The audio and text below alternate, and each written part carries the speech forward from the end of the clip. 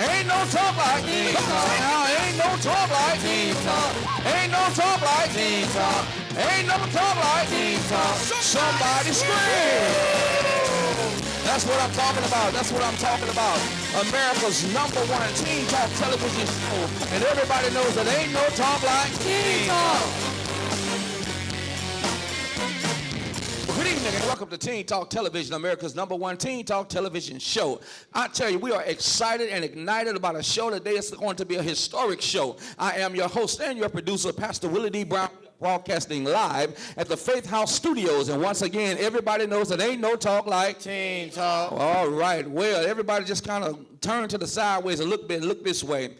Today we have an exciting show for you. We have some excellent guests. We have one young man that's going to come in. He's off the chain. And we have another Hall of Famer that's going to come in after him. But the first young man, let me introduce you to him. He grew up right across the river. He played for Oakville High School.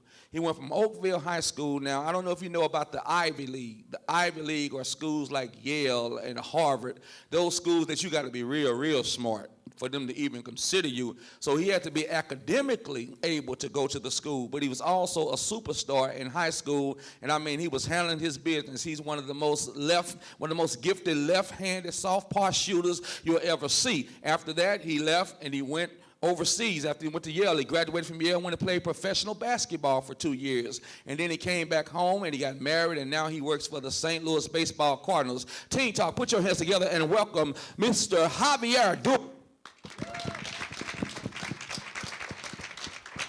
Welcome to Teen Talk.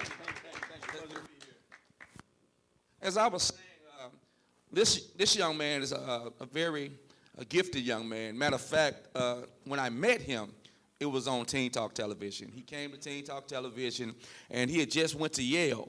And so when he came to the television show, he came, and everybody was, picking his brain about, going to Yale, going to an Ivy League school. And there was more than that happened on the show. When he first came to the show, there was a young lady in the audience on Teen Talk show. And when he looked at her, he kind of knew that she was somebody special. So he came to the show. Now, at that time, y'all, she wasn't really feeling him, She said, because, he had the flat top, and she thought it looked like Kid and Play and stuff. But he knew she didn't know no better. So after he graduated from Yale, he went overseas. He played ball for 2 years. It's about growing up.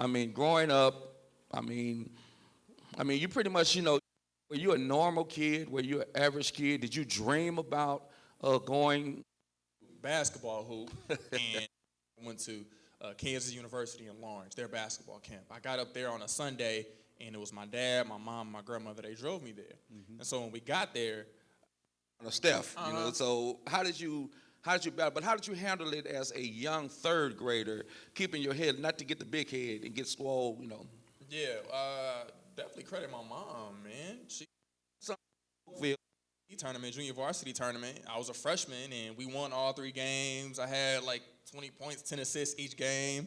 And so it was after that tournament, he was like, can't hold you back. All right, I think you're ready. So, but I mean, it really wasn't, any adjustment as far as being on the court. I felt like I was prepared to step in. So once I did, I got past that junior varsity tournament. I think it was a couple games later. I was actually starting on varsity as a freshman, and I was 6'4" now, but as a freshman in high school, I was, 5'8". What? I was like 5'8", 5'9", maybe 150 pounds. You ate spinach or what? I don't, something happened, man. I'm glad it did. Yep. But I was real small, but I was talented, and I knew that I was talented. So that was the biggest thing, was just me having the confidence to step in and play against, the juniors and the seniors and the upperclassmen and let them know that, hey, I got as much right to be on this court as you do. But 2 things. First of all, I'm glad you grew, because at 5'8" or 5'9", heaven would not have given you the time of day. She don't like short guys. You can't have no Kirk Franklin in her life, amen, unless he's singing. What? Just a friend. Friend zone.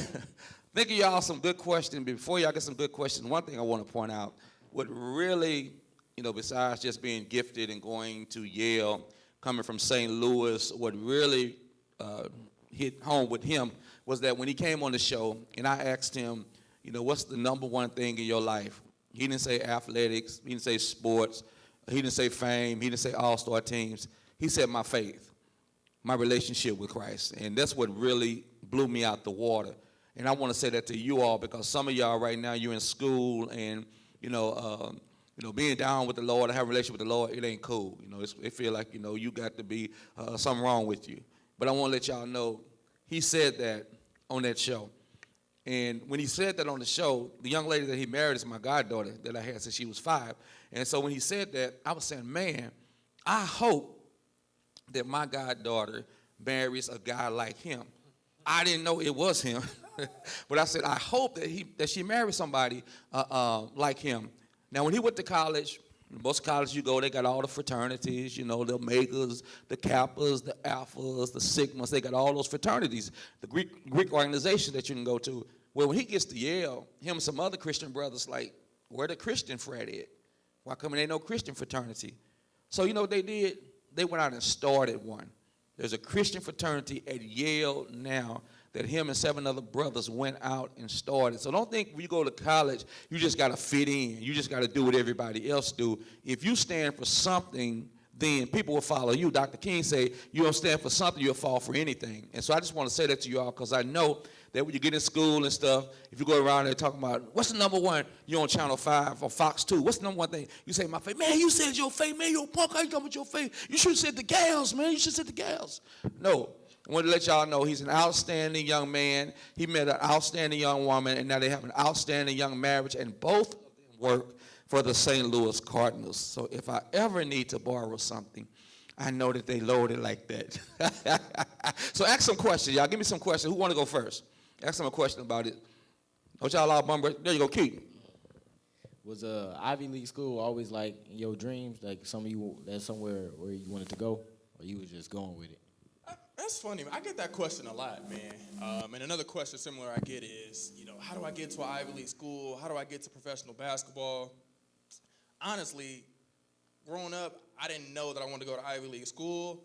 I didn't even know, there was a point in my time where I didn't know if I wanted to play basketball at the next level.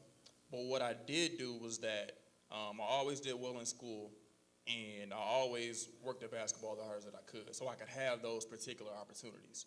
And so when the opportunity to go to Yale came, I was like, of course, why not? It's kind of the best of both worlds. I get a chance to learn it at one of the top institutions. I also get to play basketball athletically at the highest level, Division I level as well. And so it was kind of funny. I'm glad that I did go to Yale. I told Pastor this the last time I was on the show. That probably wasn't my first choice. I wanted to wait to see what kind of other offers I was going to get. But I talked to my mom about it, and she said, "No, you going to Yale. I don't care what everybody else say. Like, you going." So, but yeah, I think it ended up working out. And the biggest thing for me was that I put myself in position to have those types of opportunities, right? And that's a great thing. Don't miss y'all what he keep on saying. He put himself into a position.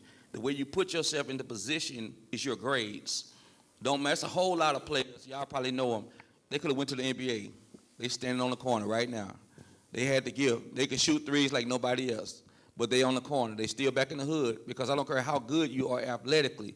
Once you get to college, in order to have the opportunity, then you got to be able to be prepared to go to the next level because the future is there for those who prepare for it. And I think, wasn't it hard after your mama had said, yeah, I went to another Ivy League school that was Princeton. Princeton, something that you're trying to do in life, but you also create the opportunity.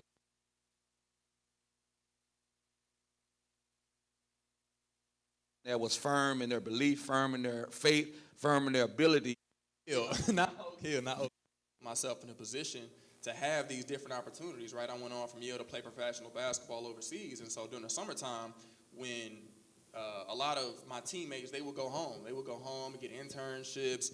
Well, I would stay at Yale and train. So I was on the weight program, and I had access to the gym all day. And so I got a job at the golf course doing groundskeeping work. So I was like cutting grass and doing that stuff. So I would work 8 hours. I think the hours were like 5:30 to 2, get off at 2, go into the weight room, do whatever lift, and then I would have the rest of the evening to myself. And so I had a couple of friends. We would, play and just get better. And I did that every single summer. So I didn't do internships. I didn't do any of that stuff.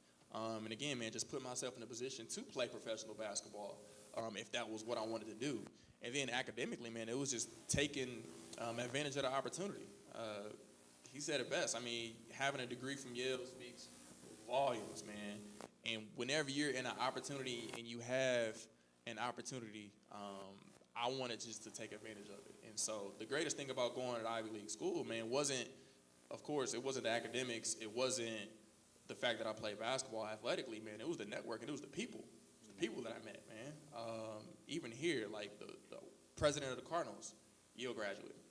I mean, they're just so the network of Ivy League is just so deep, man. And so the fact that you have it on your resume, it opens so many doors. All right. Well, I've truly been impressed with this young man. I don't just say that because he's my godson in love, but I, to admire somebody from pretty much, like I say, as a freshman. And one thing about it, I've always had, incomparable respect for you. I mean, you've always walked in integrity, and you've always been a gentleman. And the fact that you kept things balanced. You kept your spiritual, your physical, your academic, and your athletic. And when you balance all four of those layers in life, success is attached to that formula. So once again, thank you all so much. He was the man. But we just waited till he got his opportunity. Just make sure that you're in a position to excel. You're in a position to put yourself in a position to be all you can be. So once again, Javier, I'm proud of you, man, and I thank you that you give back. A lot of athletes, man, it's all about them. I got mine. You get yours, but you've never been selfish. There's never been a time that I've asked you to come and speak, whether it was here, we're Youth Quake, or anywhere, and I know you inspire people. And it's one thing to see people on television. It's another thing that when you can see somebody in person. If y'all saw some of them highlights, like on that screen right now, where he just crossing people over, dunking in people's face and stuff. See, you ain't got to be, he ain't like he's not no LeBron 6'8", 275. He's thin, but he would dunk on anybody. I would say his mother, but I don't think he dunked on his mother.